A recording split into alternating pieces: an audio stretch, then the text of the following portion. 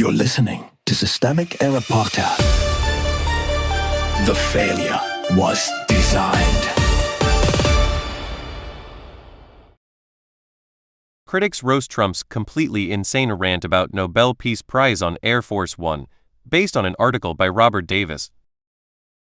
The presidency is Vanity Project, the office, not the feed. Donald Trump was not speaking as a crank on the internet. He was on Air Force One, returning from meetings with NATO allies in Ankara, speaking from the most powerful political office in the United States. That is the central fact the coverage should never let blur. This is institutional power narrating itself as celebrity entitlement.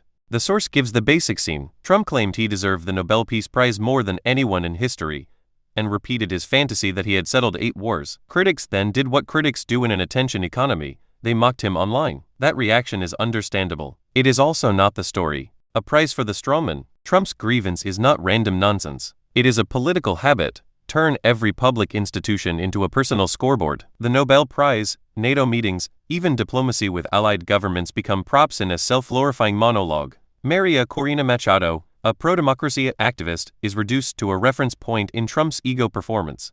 The source notes that Machado dedicated her award to Trump and that the Nobel Prize committee clarified this was not an official transfer. That distinction matters, because Trump's camp thrives on pretending symbolic gestures carry the force of law. They do not. The president's impulse here is to treat recognition as property, as if democratic legitimacy, international prestige, and public honor are all assets he can seize by declaration. Mockery is not accountability. The social media roasting is not meaningless, but it is also a cheap substitute for consequence. A president can be ridiculed and still keep issuing the terms of reality. That is the trap.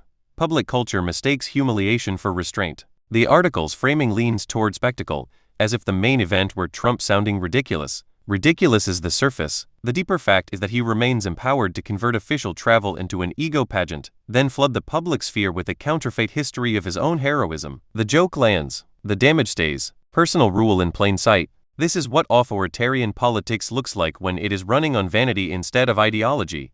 The office becomes inseparable from the man's private appetite for admiration. Trump does not need to be coherent to be dangerous. He only needs the state machinery to keep amplifying him. That is why the specific details matter. The President of the United States is publicly competing with a pro-democracy activist for a peace prize on the basis of his own invented record, while talking from a military aircraft after meeting allies abroad. The mismatch between the setting and the content is the point. He uses state power to stage personal grievance.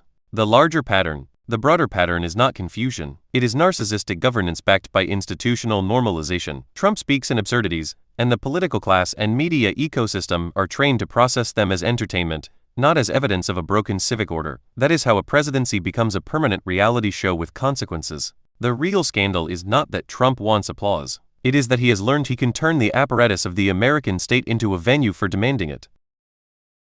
You've been listening to Systemic Error. Thanks to Raw Story for today's article, with the automated voice of Marcus. Thanks for listening.